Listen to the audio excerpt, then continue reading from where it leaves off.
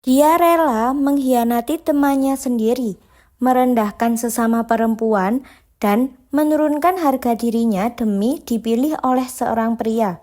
Tapi ternyata pria itu justru memilih yang lain, dan sejak hari itu hidupnya tak pernah tenang lagi. Hari itu, matahari bersinar terik di atas kampus Universitas Gadjah Mada. Mahasiswa berlalu lalang.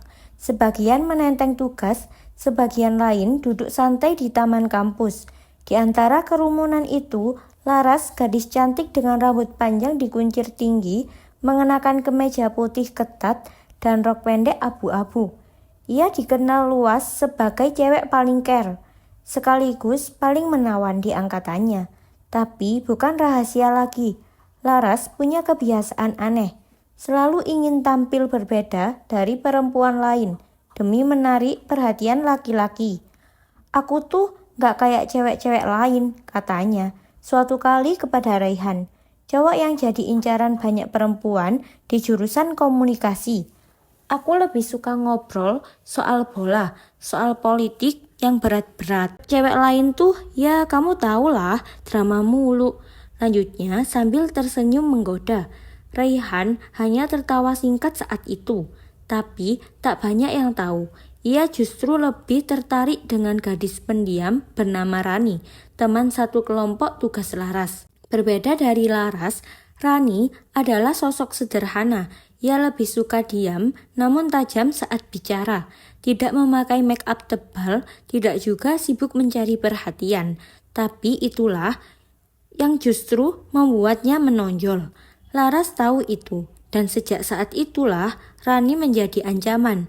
Setelah kelas presentasi usai, Laras mendekati Rani yang tengah merapikan laptopnya.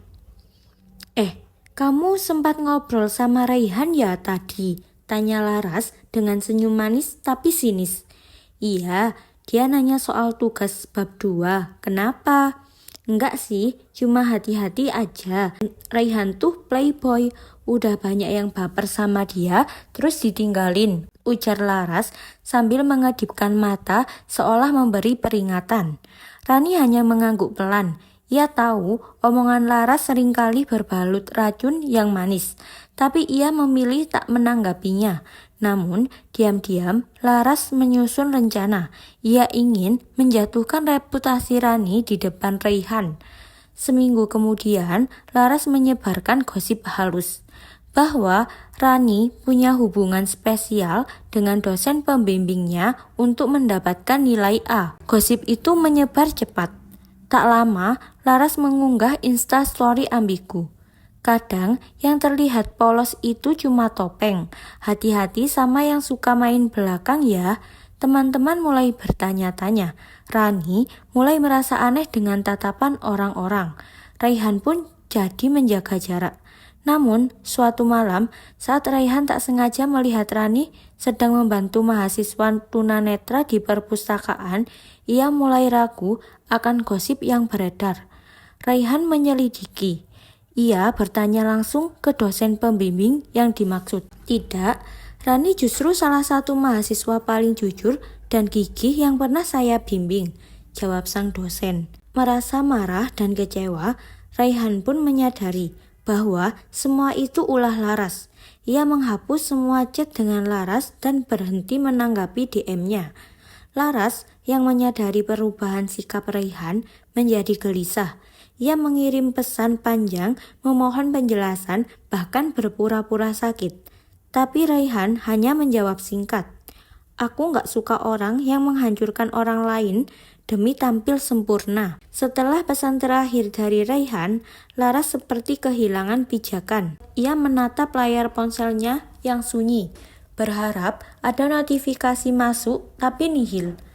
Tak ada DM dari Raihan, tak ada chat dari teman-temannya. Seiring berjalannya waktu, Laras mulai dijauhi teman-teman sekelas. Rani yang awalnya diam, akhirnya bicara di depan forum kelompok. Aku gak pernah minta diperlakukan istimewa, tapi kalau fitnah terus dibiarkan, orang jujur bisa kelihatan jahat. Dan aku gak akan diam lagi. Suasana ruang diskusi berubah hening. Semua mata memandang Laras. Ada yang mengangguk setuju pada Rani, ada pula yang mulai menjauh dari Laras secara perlahan. Hari demi hari, Laras merasa seperti bayangan. Tak dianggap, tak didengar, dan semakin kehilangan arah. Malam itu hujan turun deras. Laras duduk di kamar kos yang gelap, hanya ditemani cahaya dari layar ponsel. Ia memandang akun Instagramnya yang dulunya ramai, kini sepi. Kontennya pun banyak dihujat sejak Rani menyampaikan klarifikasi. Ia menangis sambil berkata lirih, "Kenapa semuanya berubah begitu cepat? Apa salahku?" Namun saat tengah malam tiba, sesuatu yang aneh terjadi.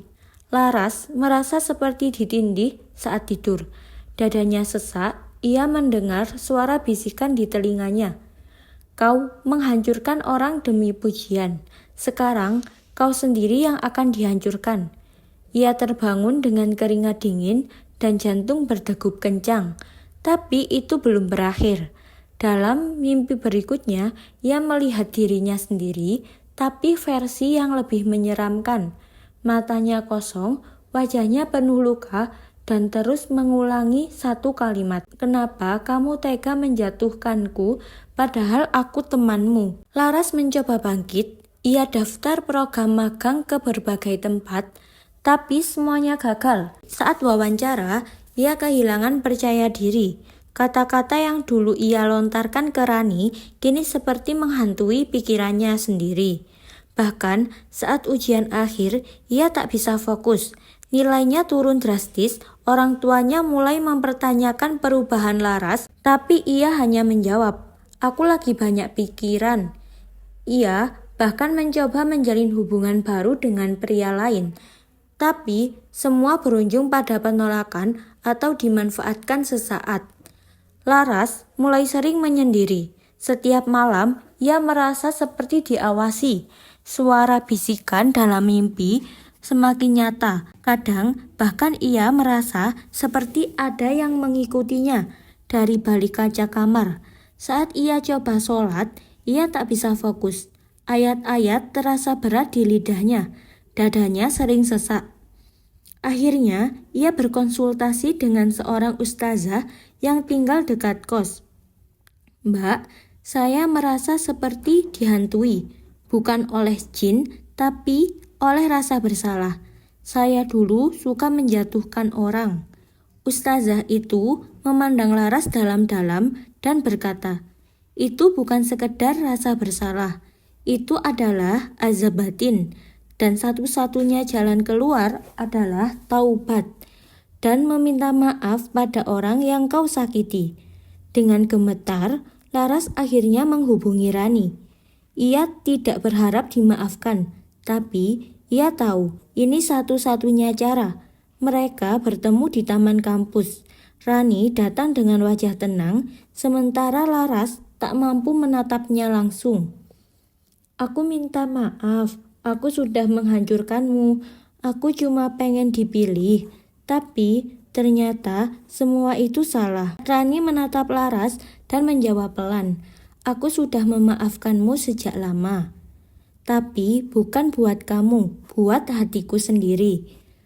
Meski dimaafkan, Laras sadar bahwa meminta maaf tak selalu menghapus akibat. Ia tetap harus menanggung kehilangan reputasi, kehilangan teman, dan luka batin yang dia ciptakan sendiri. Namun, ia mulai berubah. Ia berhenti mencari validasi dari pria. Ia mulai mengisi hari dengan kegiatan sosial, mendekatkan diri kepada Tuhan, dan membantu mahasiswa baru yang butuh teman bicara. Hingga pada akhirnya ia berkata dalam hati, "Lebih baik jadi perempuan biasa yang tulus daripada jadi bayangan palsu yang haus pujian." Azab tak selalu datang dengan petir atau kebakaran. Kadang ia hadir dalam bentuk sepi yang menusuk, kehilangan yang menghantui, dan penyesalan yang abadi. Jadilah perempuan yang saling menguatkan, bukan menjatuhkan, Karena yang mengangkatmu bukan perhatian laki-laki, tapi hati yang bersih dan niat yang tulus. Sesama perempuan itu seharusnya saling menguatkan, bukan saling menjatuhkan. Dunia ini sudah cukup keras terhadap kita, dihakimi penampilan, direndahkan kemampuan, bahkan sering dianggap tak mampu berdiri sendiri. Tapi justru di tengah semua tekanan itu, masih saja ada perempuan yang memilih menjatuhkan temannya demi merasa lebih baik. Padahal kecantikan dan kekuatan sejati seorang perempuan tak pernah lahir dari menjatuhkan orang lain, tapi dari caranya bangkit, berjuang, dan mengangkat yang lain ikut berdiri. Percayalah, kamu gak akan pernah jadi lebih tinggi dengan merendahkan orang lain. Kamu hanya sedang menunjukkan betapa hatimu masih belum sembuh dari luka yang kamu sendiri belum berdamai dengannya.